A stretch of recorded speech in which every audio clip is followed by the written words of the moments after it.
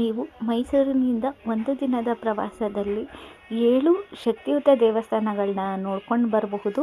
ಅದರಲ್ಲಿ ಮೊದಲನೇದಾಗಿ ತಾಯಿ ಸಿಗಂದೂರು ಚೌಡೇಶ್ವರಿ ಅಮ್ಮನವರ ದೇವಸ್ಥಾನ, ನಂತರ ಕಿಕ್ಕೇರಿಯಲ್ಲಿರುವ ಅಘೋರೇಶ್ವರ ಸ್ವಾಮಿ ದೇವಸ್ಥಾನನ ನೋಡಿಕೊಂಡು ವರದರಹಳ್ಳಿ ಶ್ರೀಧರ ಸ್ವಾಮಿಗಳ ಮಠವನ್ನು ನೋಡಿಕೊಂಡು ಅಲ್ಲಿಂದ ದ್ವಿಮುಖ ಚಾಮುಂಡೇಶ್ವರಿ ಅಮ್ಮನವರ ದೇವಸ್ಥಾನನ ನೋಡಿ, ನಂತರ ಜೋಗ್ ಫಾಲ್ಸ್, ಸುಪ್ರಸಿದ್ಧ ಜೋಗ್ ಫಾಲ್ಸ್ನ ನೋಡಿಕೊಂಡು ಅಲ್ಲಿಂದ ಶ್ರೀ ಚೌಡೇಶ್ವರಿ ವದಲಸ ದೇವಸ್ಥಾನವನ್ನು ನೋಡಿಕೊಂಡು ಕೊನೆಯದಾಗಿ ಬಳೆ ಪದ್ಮಾವತಿ ದೇವಸ್ಥಾನವನ್ನು ನೋಡ್ಕೊಂಡು ಬರ್ಬೋದು.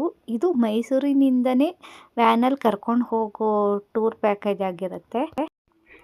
ಇದು 14 ಜನರು ಹೋಗುವ ಗಾಡಿಯಾಗಿದ್ದು, ನೀವು ನಿಮ್ಮ ಫ್ಯಾಮಿಲಿ ಜೊತೆ ಟೈಮ್ ಸ್ಪೆಂಡ್ ಮಾಡೋಕ್ಕೆ ಇದು ಒಳ್ಳೆ ಸುವರ್ಣ ಅವಕಾಶ.